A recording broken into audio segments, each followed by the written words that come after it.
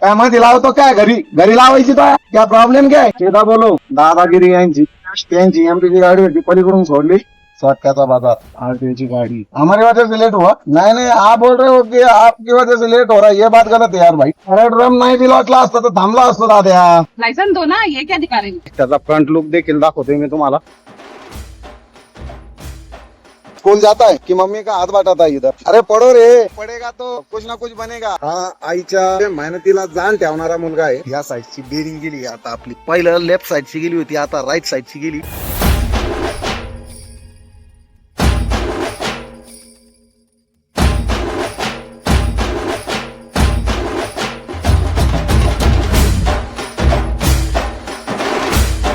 आपला राहिला 20 किलोमीटर एमपीत प्रवेश करायला आवाज ऐकला का आवाज पावसानं आवाज दिलाय बार दिलाय केवायसीची गरज नाही आता पावसाला पाऊस चालू झालाय पाणी बघा तुम्ही बोलताय की थांबले का बरं तर मित्रांनो आपल्या दोन्ही गाड्यांचा टीपी काढायचा आहे त्यामुळे थांबलोय एक 20 किलोमीटर नंतर आपण एमपीत प्रवेश करणार आहोत रामेश्वर आहे ना पावसाच्या पाण्यात आंघोळ करतोय शेवटी आपण केली पावसाच्या पाण्यात आंघोळ असा तुफान पाऊस झाला होता चालू झाला होता ड्रायव्हर भावांनो नागपूरच्या पुढे निघाल्यानंतर शिवणी राहिली आता आपल्याला फक्त 50 किलोमीटर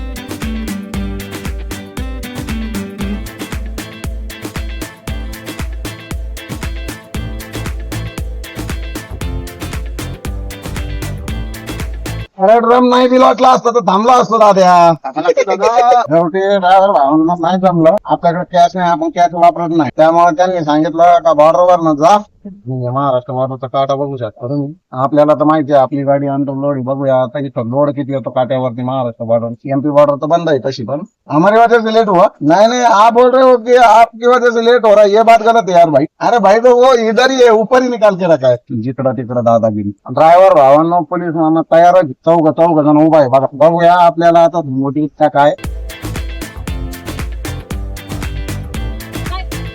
सेंट्रल गव्हर्नमेंट लाइसेंस दो ना, ये क्या दिखा रहे हैं? मी मराठी मॅडम मराठी Okay. बोला डायरेक्ट मराठी आहे का सांगा. कारण की अजून आपलं महाराष्ट्र आहे काय घेऊन चालले? Central government railway department PR expire होणार आहे तुमचं 12 महिन्याची 12 महिने. हा मी लाईनवर चला धन्यवाद नो मॅडम आपल्याला तसं सोडून दिलंय आपल्याला भागलेली पुन्हा यातला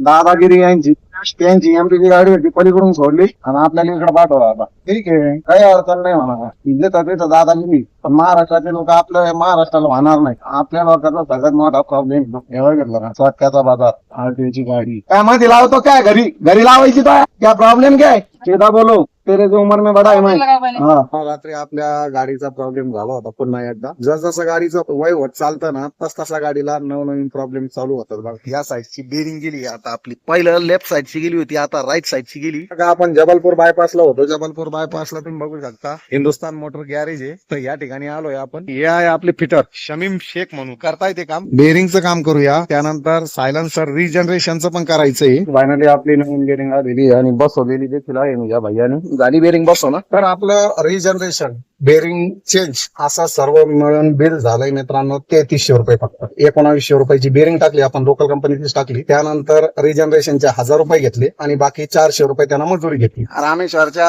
गाडीचं रिजनरेशन कुलनचा पाईप फुटला होता कुलनचा पाईप बदलणं रिजनरेशन असे त्याच्याकडनं 1500 रुपये घेतले आपल्या गाडीचं काम व्यवस्थित झालेलं आहे मित्रांनो आपण निघूया आपल्या राहिलेल्या प्रवासाला आता आपला पुढचा जो गाव लागणार आहे तो कटनी रिवा प्रयागराज त्यानंतर रायबरेली शेवटचा स्टॉप असणार आहे तर चला निघूया आता आपल्या पुढच्या प्रवासाला हाँ बघा भैया तेरा उम्र कितना है रे 14 साल स्कूल जाता की नाही भाई तू तर छुट्टी चल रहा बघा आपण आहे एमपी मध्ये आणि या भैयाचं वय 14 वर्ष आहे बघा आपला भुट्टा तयार झालेला आहे. आपण भुट्टा खाऊया एकदा. आपल्याकडे भाजल्याला कणीस बोलतात मराठीत, पक्का मराठीत, आणि हिंदीमध्ये भुट्टा. तर या भुट्टा खायला कटणीच्या आसपास होता आपण. प्रवास कटतच राहणार आहे. गाड्या उद्या सकाळी खाली करायच्या, पण भुट्टा खाणं महत्वाचं आहे. खूप खूप धन्यवाद चाले साहेब. आपण चौथ्यांदा टाकी फुल करतोय. आणखी आपल्याला राहिलंय 350 किलोमीटर. या ठिकाणचा डिझेलचा रेट 100 रुपये 63 पैसे. तर चला भरूया डिझेल, त्यानंतर निघूया. आज रात्रीपर्यंत आपल्याला पोहोचायचं आहे रायबरी. रिजनरेशन केल्याचा काय फायदा होतो? तुम्ही गाडीची माझ्या फायरिंग सुद्धा ऐकू शकता. फायरिंग मध्ये जवळपास 90% फरक पडलाय आपल्याला. फायरिंग एकदम स्मूथ झालेली गाडीची. आपण प्रवासात कटणीच्या पुढे निघालेलो आहे आता. तर नेक्स्ट स्टॉप आपला रिवा, आणि त्यानंतर आपलं सर्वांचं आवडतं कुंभमेळा भरतो त्या ठिकाणी प्रयागराज, आणि शेवटचा स्टॉप आहे आपला रायबरेली. रेल्वे बनवण्याची कंपनी. 271 किलोमीटर प्रयागराज है, 136 किलोमीटर रीवा है. उम्र कितनी है? 12 साल. स्कूल जाता है कि मम्मी का हाथ बटाता है इधर? अरे पढ़ो रे, पढ़ेगा तो कुछ ना कुछ बनेगा. क्या पूरी उम्र यही बेचना है? कब जाता है स्कूल? त्यांना रविवारी त्याच्या आईला मदत करणारा मुलगा. हा आईच्या मेहनतीला जाण ठेवणारा मुलगा आहे. तेरा नाम क्या है बेटे?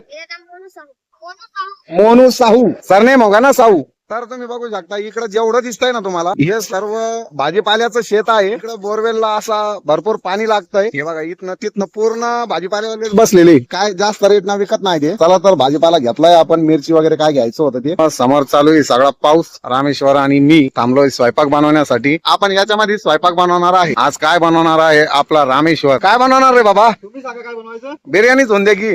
बिर्याणी चल मी आता पाणी घेऊन. मग चला तर ड्रायव्हर भावना आपण पाणी घेऊन येऊया एकदा. वापरायचं पाणी. तर फायनली आपण घेतलंय पाणी वापरायचं, कारण भांडेकुंडे धुवायला लागेल आपल्याला. आणि तुम्हाला दाखवतोय बघा, बडा हायवा. भाई ये हायवा बना दिया की क्या बना दिया यार. काय ट्रक आहे का काय? Not foreign on road. Roads मतलब रोडला नाही चालणारा. हा कुठे चालणार देव जाणे. त्याचा फ्रंट लुक देखील दाखवतोय मी तुम्हाला.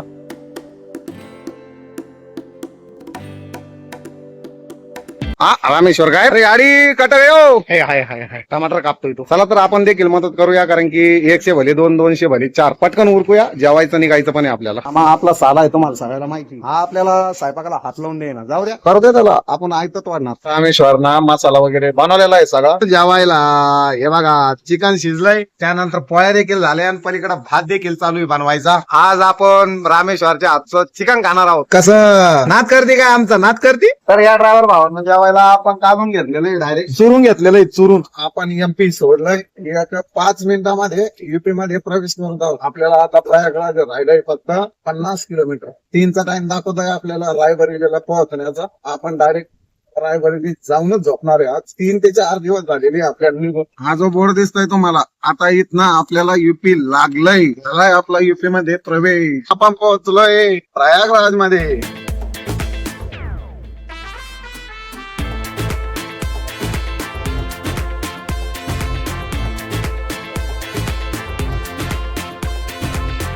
आपण आहे नदीच्या संगमावरती प्रयागराज मध्ये.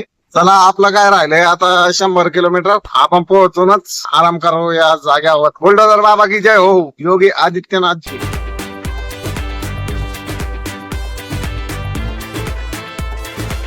आपण निघालो आहे आता प्रयागराजच्या समोर. हा शेवटचा चौक होता आपला. निघालो आहे एकदाच आपण प्रयागराजच्या बाहेर. ना आपण सध्या दिल्ली प्रयागराज हायवे चढत आहोत. जसा आपला Delhi Mumbai mega express highway, त्यानंतर मुंबई नागपूर हायवे, तसलाच हा दिल्ली ते प्रयागराज हायवे. काय झाला कमन ताण देता रे बाबा आमच्या माणसाला. ही आहे आपल्या सालीची गाडी MS-20 GC 5761. तर समृद्धी महामार्गासारखा आणि Mumbai Delhi mega express highway सारखा हा देखील national highway Ganga express highway हा आहे मित्रांनो. दिल्ली ते प्रयागराज इकडं 20 किलोमीटरला स्टॉल आहे बरं का. गंगा एक्सप्रेस वेला पाहिला तर कटला होता आपला 5 रुपये. आता बघूया दुसरा किती कटतो.